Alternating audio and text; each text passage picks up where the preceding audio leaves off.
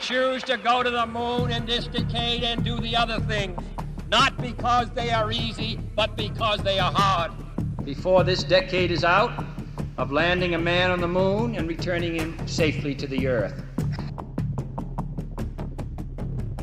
2, 1, 0. All engine running.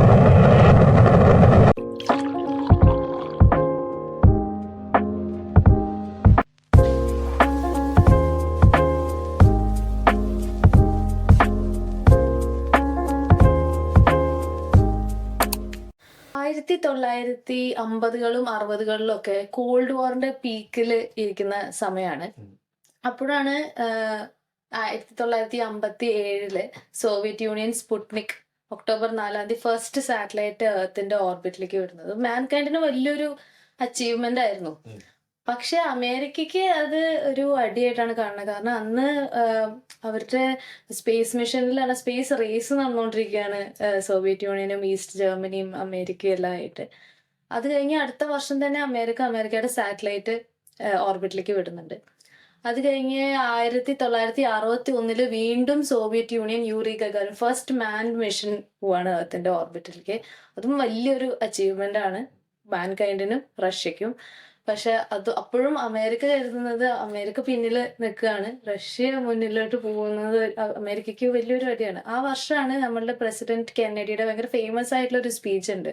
അതായത് ഈ decade കഴിയുന്നതിന് മുന്നേ നമ്മള് മൂണിലേക്ക് മനുഷ്യനെ അയച്ച് തിരിച്ച് സേഫ് ആയിട്ട് കൊണ്ടുവരുന്നുള്ളത്.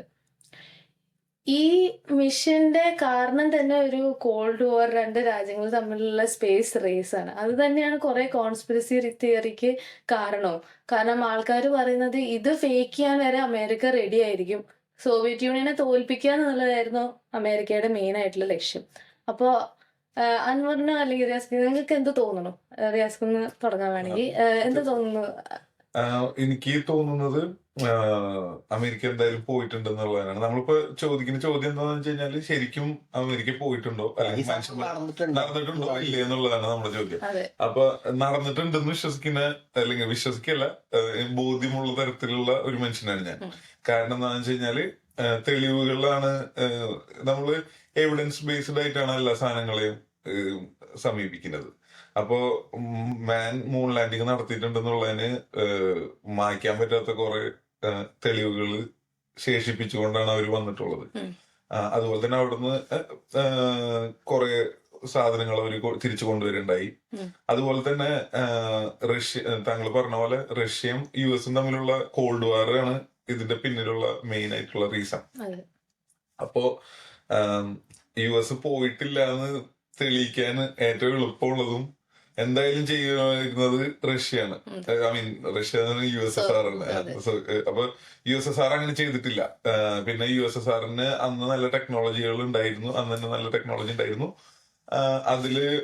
അത് വെച്ച് അവര് അവിടെ വരെ പോണത് അവര് ട്രാക്ക് ചെയ്തിരുന്നു. പിന്നെ കുറെ കാരണങ്ങളും കുറെ എന്താ പറയാ കുറെ എതിർവാദങ്ങളുണ്ട് പോയിട്ടില്ല എന്ന് വാദിക്കുന്നവര്. അതായത് ഫോട്ടോസ് ബേസ് ചെയ്തിട്ടും അതുപോലെ തന്നെ എന്താ പറയാ പിന്നീട് ആരും പോയിട്ടില്ല, ഇത്ര നാള് പിന്നെ എന്തുകൊണ്ട് പോയിട്ടില്ല, അതൊക്കെ നമുക്ക് പിന്നീട് ചർച്ച ചെയ്യാം. പക്ഷെ പോയിട്ടുണ്ട്, എന്തായാലും പോയിട്ടുണ്ട്. അത് റഷ്യ അപ്രൂവ് ചെയ്തിട്ടുണ്ട്. ബാക്കിയുള്ള കുറെ സ്പേസ് ഏജൻസികൾ അത് ആ നേരത്തെ ട്രാക്ക് ചെയ്യുന്നുണ്ടായിരുന്നു. പിന്നീട് കൊല്ലങ്ങൾക്ക് ശേഷവും ഇവരവിടെ അവശേഷിപ്പിച്ചിട്ടുള്ള തെളിവുകളുടെ ഫോട്ടോസ് നമുക്ക് കിട്ടിയിട്ടുണ്ട്. അപ്പോളോ 13 അവിടെ ലാൻഡ് ചെയ്യുന്നത്. റഷ്യയുടെ എൻസൈക്ലോപീഡിയ ഉണ്ട്, സ്പേസ് മിഷൻസിന്റെ ഒരു എൻസൈക്ലോപീഡിയയില് ടോപ്പ് 3 മോസ്റ്റ് മാൻകൈൻഡിന്റെ ഏറ്റവും വലിയ അച്ചീവ്മെന്റ്സില് ഫസ്റ്റ് സ്പുട്നിക്കും പിന്നീട് യൂറി ഗഗാറിനും തേർഡ് അപ്പോളോ 11 ആണ്. റഷ്യക്ക് ഇത് ഫേക്ക് ആണെന്നുണ്ടെങ്കിൽ അതിൽ ഏറ്റവും റിയാസ് പറഞ്ഞ പോലെ ഏറ്റവും അത് അക്നോളജ് ചെയ്യാനില്ല. പക്ഷെ സോവിയറ്റ് യൂണിയൻ അത് അക്നോളജ് ചെയ്തിട്ടുണ്ട്. അപ്പോളോ 11 മൂണിലേക്ക് പോയത് അക്നോളജ് ചെയ്തിട്ടുള്ള ഒരു കാര്യമാണ്. അതുകൊണ്ട് തന്നെ നമുക്ക് ചൈന ആയാലും ഇന്ത്യ ആയാലും എല്ലാവരും അക്നോളജ് ചെയ്തിട്ടുള്ള ഒരു കാര്യമാണ്. എന്താണ് അനുവറിന് ഇതിനെ പറ്റി? എനിക്കും 100% പോയിട്ടുണ്ട് എന്നുള്ള വിശ്വസിക്കുന്ന ആളാണ്. കോൺസ്പിറസി തിയറീസ് ഒരാൾക്ക് ഒരു സോഫ്റ്റ്വെയറിൽ പടച്ചുവിടാവുന്നുള്ളൂ. കോൺസ്പിറസി തിയറീസ് അതിന്റെ പിന്നിൽ നമുക്ക് കുറെ ഡേറ്റ് വേണമെങ്കിൽ ഇപ്പൊ എങ്ങനെയുള്ള ഇന്റർപ്രിറ്റ് ചെയ്യാലോ, അപ്പൊ ചെയ്യാവുന്നുള്ളൂ. പക്ഷെ പോയിട്ടുണ്ട് എന്ന് വിശ്വസിക്കുന്ന ആളാണ് ഞാൻ. കാരണം എന്താണെന്ന് വെച്ച് കഴിഞ്ഞാൽ അത് നമ്മുടെ മുമ്പിലുള്ള തെളിവുകളാണ്. റിയാസ് പറഞ്ഞ മാതിരി അതിന് നമ്മുടെ മുമ്പിലുള്ള തെളിവുകളാണ്. ഓക്കെ, അപ്പൊ രാധിക പറഞ്ഞ മാതിരി തന്നെ നിങ്ങൾ പറഞ്ഞ തന്നെ ഞാൻ വീണ്ടും കുറെ റിപ്പീറ്റ് ചെയ്യാണ്. 1957 സ്പുട്നിക് അല്ലെ പറഞ്ഞയച്ചു, ആദ്യത്തെ സാറ്റലൈറ്റ് ബഹിരാകാശത്തേക്ക് റഷ്യ അയച്ചു. അതിനുശേഷം 61 ആദ്യത്തെ മാൻഡ് മിഷൻ, മനുഷ്യനെ ഭൂമിയുടെ പുറത്തേക്ക് റഷ്യ പറഞ്ഞയച്ചു. നമ്മളതിന്റെ ഇടയിൽ സോറി വിട്ടുപോകുന്ന ഒരു കാര്യം, ഈ ആദ്യത്തെ ജീവനുള്ള സാധനം പോയത് ലൈക്കയാണ്.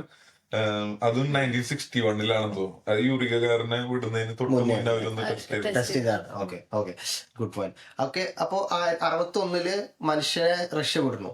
സംഭവം എന്താ ഉണ്ടാവുക വെച്ച് കഴിഞ്ഞാല് അമേരിക്കക്ക് പസുയ ഉണ്ടാവുകയാണ്. ഓക്കെ, കാരണം അവിടെ കോൾഡ് വാർ നടന്നുകൊണ്ടിരിക്കുകയാണ് USSRഉം അമേരിക്കയും തമ്മിൽ.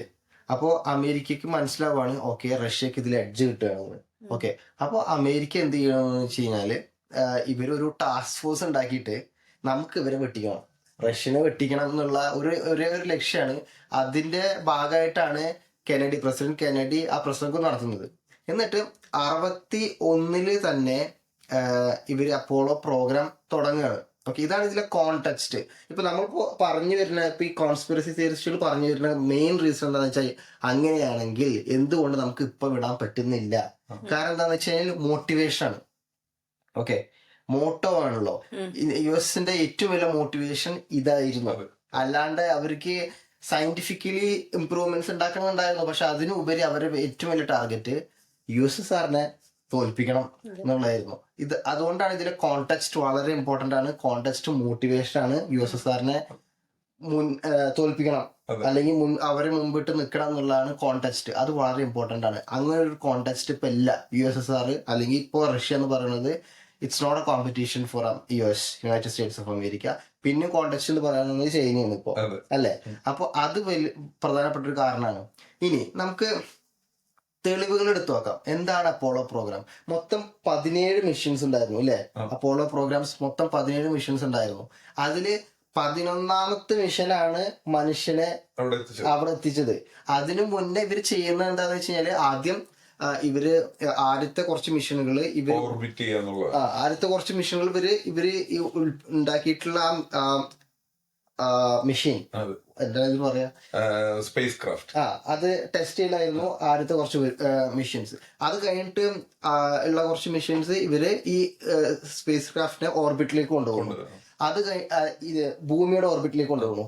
അത് കഴിഞ്ഞിട്ടുള്ള മെഷീൻസ് ഈ സ്പേസ് ക്രാഫ്റ്റിനെ ഇവര് മൂണിന്റെ ഓർബിറ്റിലേക്ക് കൊണ്ടുപോകുന്നു.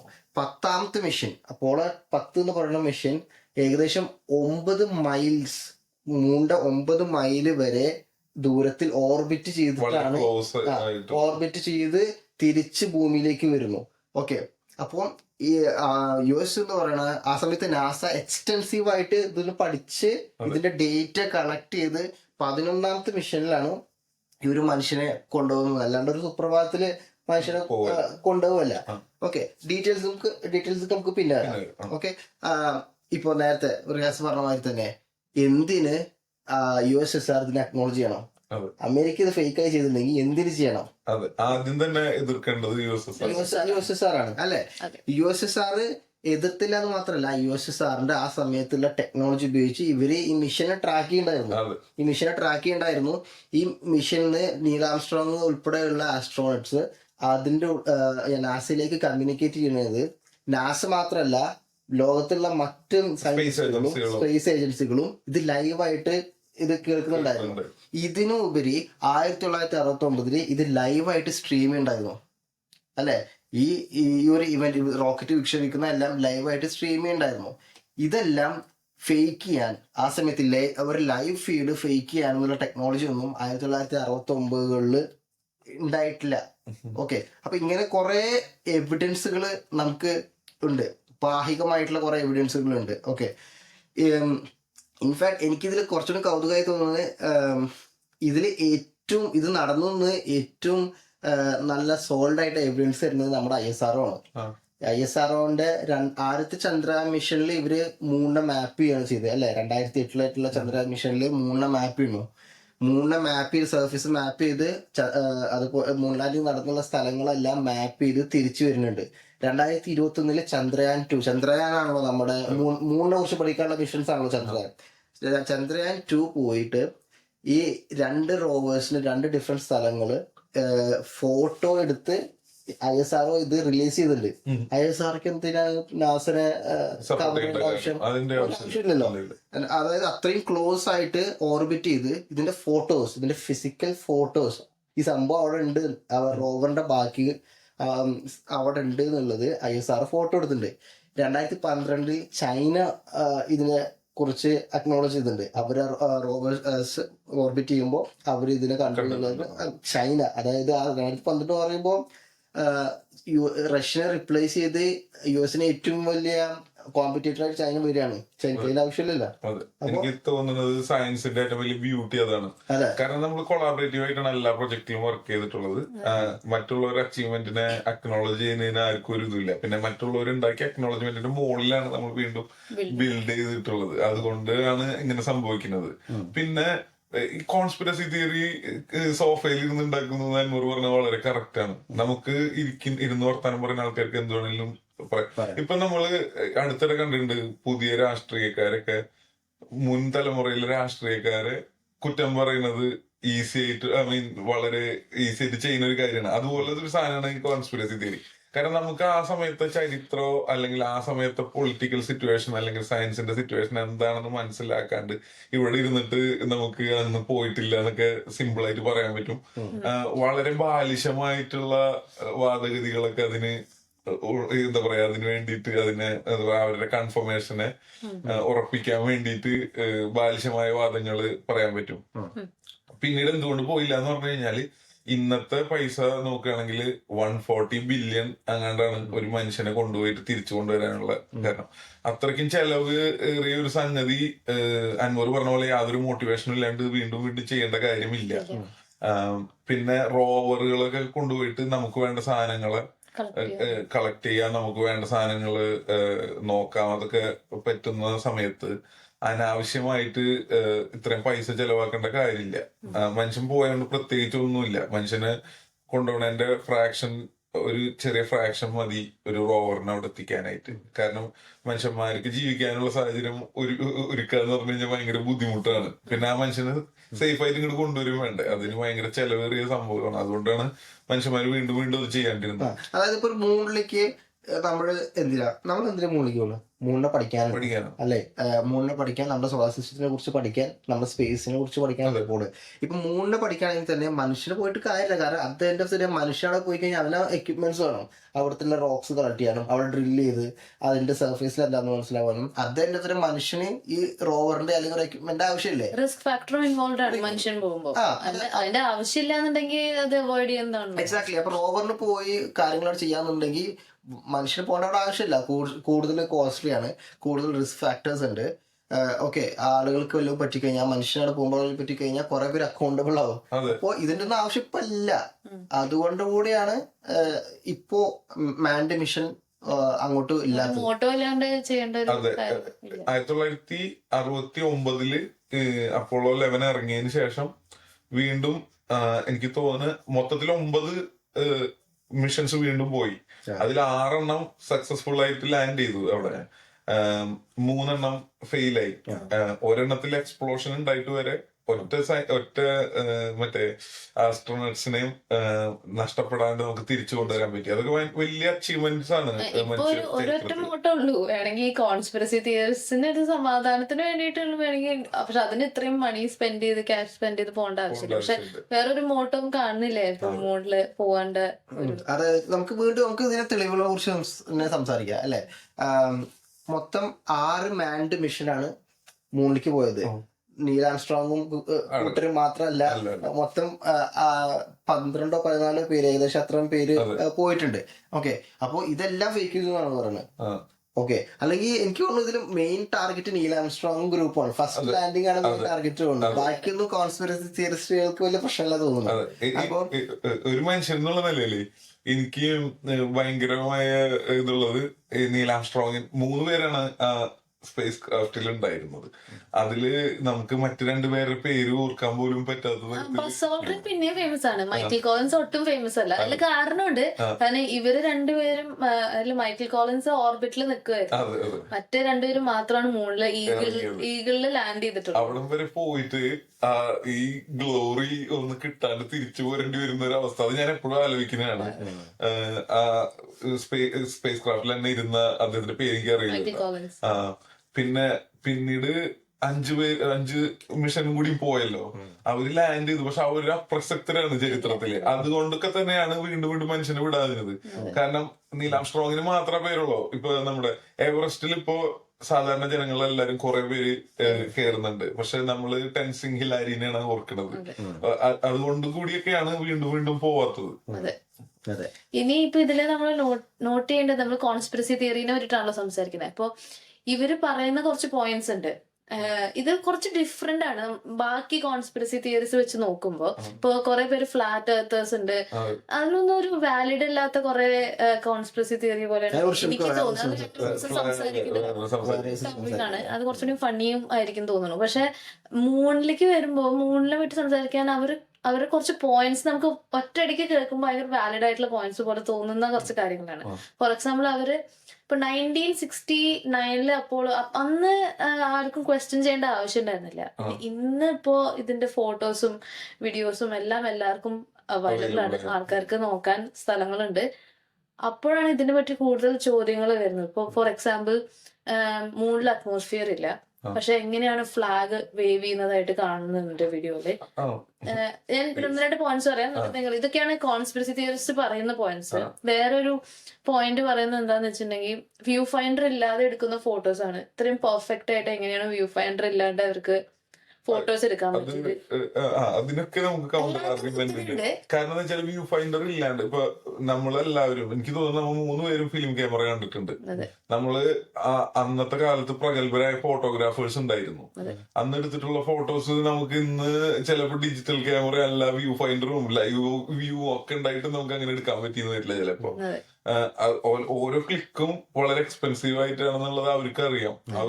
അവരിവിടുന്ന് എല്ലാവിധ എന്താ പറയാ പരിശീലനം കഴിഞ്ഞിട്ടാണ് അവിടെ പോയിട്ടുള്ളത്.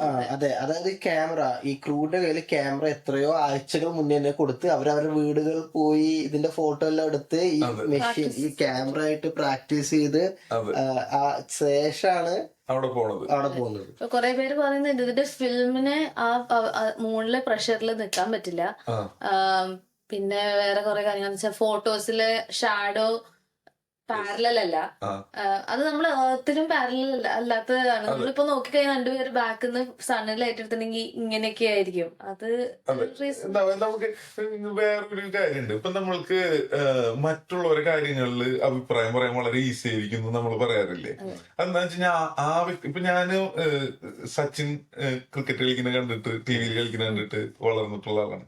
എനിക്ക് സത്യത്തില് ഒരു പിച്ചിൽ ചെന്ന് നിന്നിട്ട് ഒരു ബോൾ മര്യാദക്ക് ബാറ്റുമ്പോ കൊള്ളിക്കാൻ പറ്റാറില്ല. പക്ഷെ ഞാൻ ഇവിടെ ഇരുന്നിട്ട് ഞാൻ പറയുന്നുണ്ട്, സച്ചിൻ ആ ബാക്ക് ഫുട്ടിൽ വന്നിട്ട് കട്ട് ചെയ്യേണ്ട ബോളല്ലേ എന്നൊക്കെ പറയും. അതുപോലെ നമ്മൾക്ക് ആ പിച്ചിൽ ചെന്ന് നിൽക്കുമ്പോഴല്ലാണ്ട് അവിടെ നടക്കണം എന്താണെന്ന് അറിയില്ല.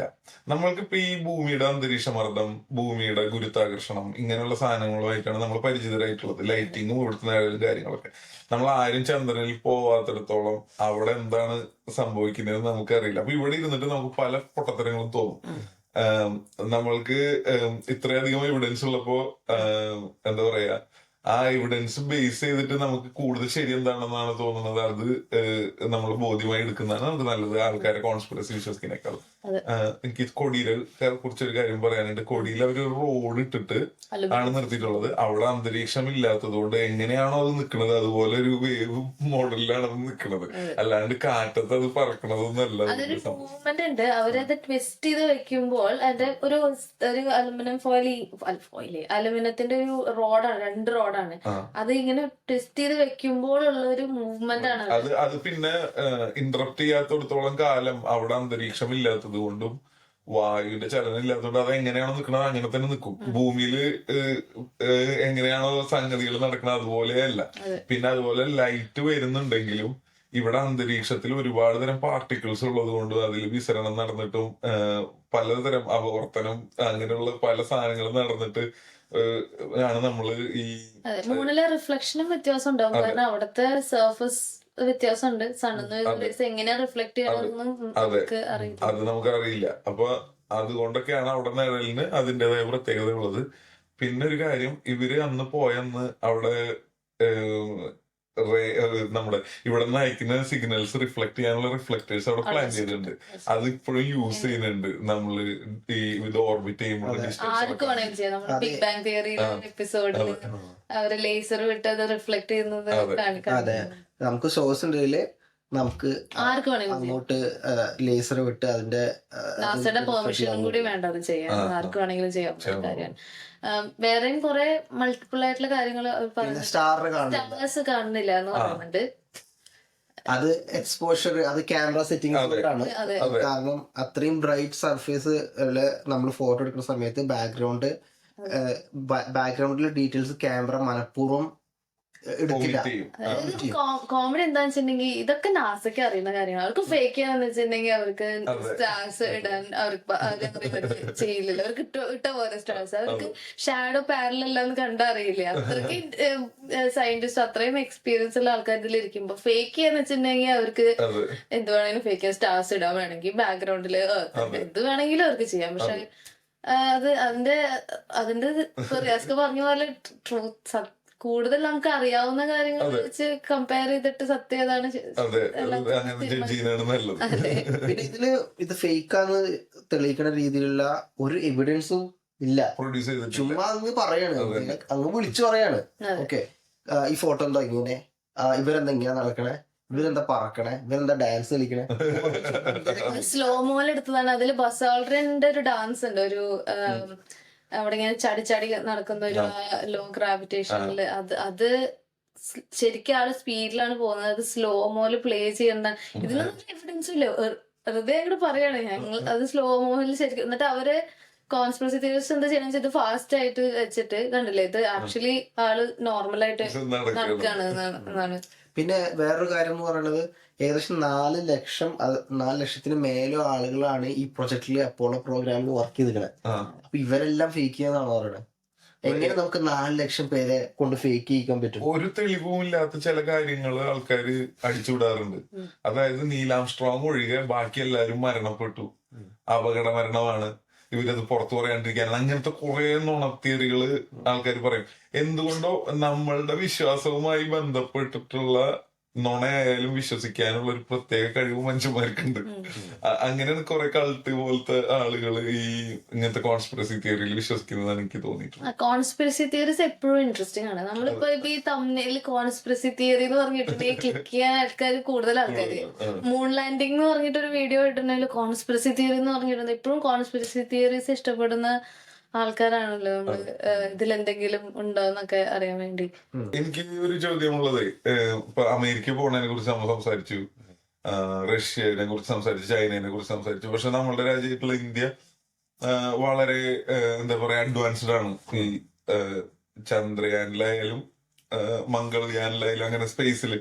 അപ്പൊ ഇന്ത്യ എന്തെങ്കിലും ഒരു മനുഷ്യനെ എത്തിക്കുന്നതുണ്ട്. കാരണം എന്താ വെച്ച് കഴിഞ്ഞാല് എന്റെ ഓർമ്മ ശരിയാണെങ്കിൽ 2020 മനുഷ്യനെത്തുമെന്നുള്ള ഒരു പ്രത്യാശ 2000ത്തിന്റെ തുടക്കങ്ങളിൽ ഇന്ത്യ പങ്കുവച്ചിരുന്നു. അബ്ദുൽ കലാമിനെ പോലുള്ള ആളുകളൊക്കെ പറഞ്ഞിരുന്നു 2020 ഇന്ത്യ മനുഷ്യനെ ചന്ദ്രനിലെത്തിക്കും.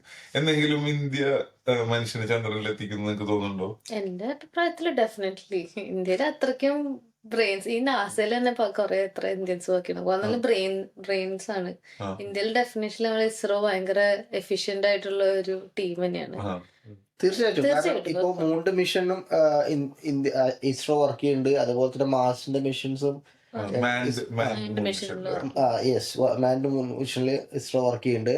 അതുപോലെ തന്നെ മാർസിനെ കുറിച്ചുള്ള പഠിക്കാനുള്ള കാര്യത്തിലും ഇപ്പോ ഇസ്രോ നന്നായിട്ട് ഇൻവെസ്റ്റ് ചെയ്യുന്നുണ്ട്, വർക്ക് ചെയ്യുന്നുണ്ട്. അപ്പോ 100% എന്തായാലും ഇസ്രോ ചെയ്യും. നമ്മൾ വേറെ കാര്യം പറയാനുള്ളത് എന്താണെന്ന് വെച്ച് കഴിഞ്ഞാല് പ്രൈവറ്റ് റേസും കൂടിയിട്ടുണ്ട്. കഴിഞ്ഞ ആഴ്ചയിൽ ഏകദേശം 2 പ്രൈവറ്റ് റോവേഴ്സ് ആണ് മൂണില് ലാൻഡ് ചെയ്തിരിക്കുന്നത്. Yes, okay. അപ്പോ ഒരു ഗ്ലോബൽ റേസ് നടന്നുകൊണ്ടിരിക്കുകയാണ് മൂണിന്റെ കാര്യത്തിൽ. അതായത് വീണ്ടും നമ്മൾ 60കളിലത്തെ സാഹചര്യം അല്ലെങ്കിലും ഒരു പ്രഷർ, ഒരു മോട്ടിവേഷൻ. ചരിത്രപരമായി ഒരു ഇൻട്രസ്റ്റിംഗ് ടൈമിലാണ് നമ്മൾ ഉള്ളത് ഈ മൂണിന്റെ. ഒരു ജനറൽ സ്പേസ് മിഷൻ ഇപ്പൊ നമ്മൾ അന്ന് ടെസ്ല മാസിനെ പറ്റി സംസാരിച്ചല്ലോ. ജനറലി ഇപ്പോ പ്രൈവറ്റ് ആയാലും ഗവൺമെന്റിന്റെ പ്രൈവറ്റ് തന്നെ കൂടുതൽ ചെയ്യേണ്ടി വരുന്ന എനിക്ക് തോന്നുന്നു. കാരണം 60s നമ്മൾ പറയുന്ന കോൾഡ് വാറിന്റെ ടൈമില് നാസയ്ക്ക് കൊടുത്തിരുന്ന നാസയ്ക്ക് അനുവദിച്ചിരുന്ന ബഡ്ജറ്റ് US അതിന്റെ എന്താ പറയാ, എനിക്കറിയില്ല 1/100th അങ്ങനെയായിരിക്കും ഇപ്പൊ കൊടുക്കുന്നത്. വീണ്ടും അതിന്റെ എന്താ പറയാ ഇമ്പോർട്ടൻസ് അവർ കുറച്ചുകൊണ്ടിരിക്കുകയാണ് നാസ. അപ്പൊ പ്രൈവറ്റ് പ്ലേയേഴ്സ് തന്നെ US എന്നുള്ള പ്രൈവറ്റ് പ്ലേയേഴ്സ് തന്നെ ഇങ്ങനെ എന്തെങ്കിലും നാസിനേക്കാൾ അഡ്വാൻസ്ഡ് ആയിട്ട് ചെയ്യേണ്ടി വരും തന്നെയാണ് എനിക്ക് തോന്നുന്നത്. പ്രൈവറ്റ് പ്ലേയേഴ്സ് ഉണ്ട്, ചൈന ഉണ്ട്, ജപ്പാൻ ഉണ്ട്, ഇന്ത്യ ഉണ്ട്, US തന്നെ നാസയുടെ ആർട്ടിമിസ് പ്രോഗ്രാം ഇപ്പൊ നടന്നുകൊണ്ടിരിക്കുകയാണ്. ഓക്കെ, അവരുടെ അതിലൊരു മിഷൻ എന്ന് പറയുന്നത് അപ്പോളോ മിഷൻസ് പോലെ തന്നെ ഒരു മിഷൻ എന്ന് പറയുന്നത് മനുഷ്യനെ വീണ്ടും അവിടെ ലാൻഡ് ചെയ്യിക്കുക എന്നുള്ള ഒരു മിഷൻ ആർട്ടിമിസ് പ്രോഗ്രാമിൽ അവർക്കുണ്ട്. അതുകൊണ്ട് തന്നെ നമ്മളിത് മുന്നേ പറഞ്ഞിട്ടുള്ളതാണ്, നാസയുടെ കയ്യിൽ കുറെ ഡേറ്റ് ഉണ്ട്. ഇന്ത്യ റോവറിന് ലാൻഡ് ചെയ്തു ഇല്ലേ, കഴിഞ്ഞ വർഷം മുന്നത്തെ വർഷം റോവറിന് ലാൻഡ് ചെയ്തു. ഇപ്പൊ ഇന്ത്യയുടെ കയ്യിൽ ഡേറ്റ് ഉണ്ട്. So it's A matter of time. ഒരു മനുഷ്യൻ വീണ്ടും തിരിച്ച് മൂണിലേക്ക് പോവാന്ന് പറയുന്നത് it's A matter of time. നമ്മള് അന്ന് ആദ്യത്തെ പോഡ്കാസ്റ്റിലൊക്കെ പറഞ്ഞത് നമ്മുടെ ജീവിതകാലത്ത് തന്നെ ചിലപ്പോ കാണാൻ പറ്റും മൂണില് മനുഷ്യർ ഇറങ്ങുന്നത്. എന്റെ അഭിപ്രായത്തില് ഇതിന് മുന്നേ ഇറങ്ങിയ സ്ഥലത്ത് തന്നെ ഇറങ്ങിയിട്ട് കുറച്ച് ഫോട്ടോ എടുത്തിട്ട് ഇൻട്രസ്റ്റിംഗ് ആയിട്ടുള്ള ഒരു ടൈമിലാണ് നമ്മൾ എല്ലാവരും ഇപ്പൊ ജീവിക്കുന്നത്. മേ ബി ഇനിയൊരു ഈ കോൺസ്പിറസി തിയറീസിനൊക്കെ ഒരു എൻഡ് ആവും. അതെ, നമ്മുടെ പ്രേക്ഷകരോട് എനിക്ക് ചെറിയൊരു കാര്യം പറയാനുണ്ട്. അവരാരെങ്കിലും അതായത് മൂൺ മിഷന്റെ എല്ലാവിധ എന്താ പറയാ ഉദ്വേഗങ്ങളും നമുക്ക് അനുഭവിക്കണമെങ്കിൽ അപ്പോളോ 13 എന്ന് പറഞ്ഞിട്ടുള്ള മൂവി ആരെങ്കിലും കണ്ടിട്ടില്ലെങ്കിൽ എന്തായാലും കാണണം. അപ്പോളോ 13 ഒരു ഫെയിൽഡ് മിഷനാണ്. പക്ഷെ നമുക്ക് എന്തൊക്കെയാണ് ഈ അസ്ട്രോണറ്റ്സിന്റെ മനസ്സിൽ കൂടെയും അവരുടെ ആ നേരത്തെ എന്താ പറയാ അനുഭവങ്ങളിലൂടെ കടന്നു പോകുന്നതെന്നുള്ളത് ആക്ച്വലി കൺവേ ചെയ്യാൻ പറ്റിയ നല്ലൊരു മൂവിയാണ് അപ്പോളോ 13. ഓക്കെ, അപ്പോ അപ്പോളോ 13 എല്ലാവരും കാണണം. അതാണ് നമ്മുടെ ഫൈനൽ. അതെ, അപ്പൊ ഇനി ഇങ്ങനത്തെ ഇൻട്രസ്റ്റിംഗ് ടോപ്പിക്സ് ആയിട്ട് നമ്മള് തിരിച്ചു വരുന്നതായിരിക്കും. നിങ്ങൾക്ക് ആർക്കെങ്കിലും ഇതുപോലെ മൂൺ ലാൻഡിങ് എന്തെങ്കിലും വാലിഡ് ആയിട്ടുള്ള ഒരു ഇൻട്രസ്റ്റിംഗ് ആയിട്ടുള്ള എന്തെങ്കിലും പോയിന്റ്സ് നടന്നിട്ടില്ല എന്നുണ്ടെങ്കിൽ ചിലപ്പോ നമ്മൾ വിട്ടുപോയിട്ടുണ്ടാവണമെന്ന് എന്തെങ്കിലും കമന്റ് സെക്ഷനിൽ എഴുതണം. അപ്പൊ ഓക്കെ, അടുത്ത എപ്പിസോഡായിട്ട് വീണ്ടും തിരിച്ചു വരുന്നതായിരിക്കും. അതുവരെ ബൈ.